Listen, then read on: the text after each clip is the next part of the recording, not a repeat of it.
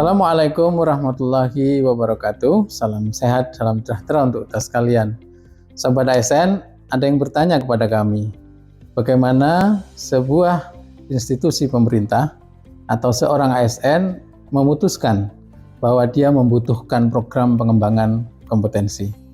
Sobat ASN, salah satu pendekatan yang bisa kita lakukan untuk memutuskan apakah seseorang atau sebuah institusi membutuhkan program pengembangan kompetensi dapat didekati dari pemetaan terhadap 5 kebutuhan berikut ini.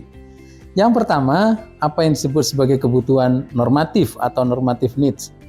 Kebutuhan normatif adalah kebutuhan akan sebuah pengembangan kompetensi jika seorang ASN ingin betul-betul memahami dan mampu menerapkan aturan-aturan, regulasi-regulasi yang ada yang terkait dengan tugas dan fungsinya.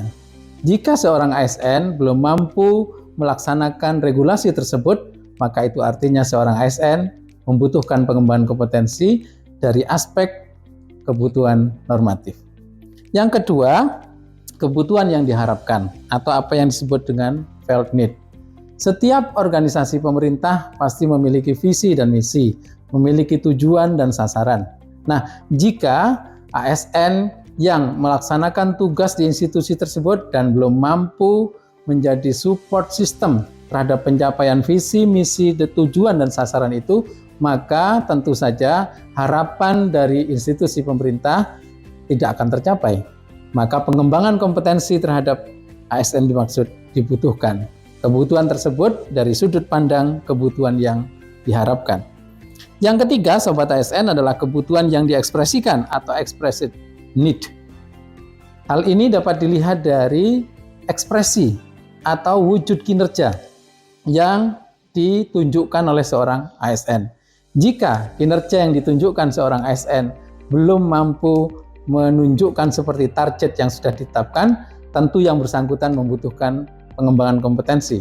Inilah pengembangan kompetensi dari sudut pandang kebutuhan yang diekspresikan.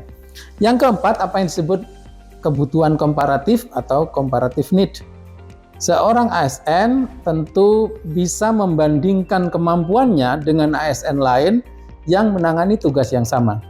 Jika dibandingkan dengan ASN lain, dia merasa belum mampu seperti ASN yang sudah unggul tersebut, maka tentu dia membutuhkan pengembangan kompetensi. Nah, pengembangan kompetensi yang demikian, Sobat ASN, disebut sebagai kebutuhan komparatif. Dan yang terakhir, yang kelima, Sobat ASN, adalah kebutuhan masa depan atau future needs. Tidak jarang dalam perencanaan bangunan kita, di instansi kita masing-masing maupun di daerah kita masing-masing, seringkali ada harapan-harapan ke depan, target-target ke depan yang membutuhkan penyiapan kompetensi ASN-nya sejak hari ini. Misalnya, sebuah pemerintah kota ingin menuju menjadi sebuah smart city yang berbasis teknologi digital, maka kemampuan ASN di bidang digital harus disiapkan sedini mungkin. Inilah yang disebut sebagai pengembangan kompetensi dengan pendekatan kebutuhan yang akan datang atau future needs. Sobat ASN, demikianlah 5 perspektif atau sudut pandang yang dapat dijadikan dasar apakah seorang ASN, apakah sebuah institusi pemerintah membutuhkan program pengembangan kompetensi. Semoga bermanfaat. Assalamualaikum warahmatullahi wabarakatuh.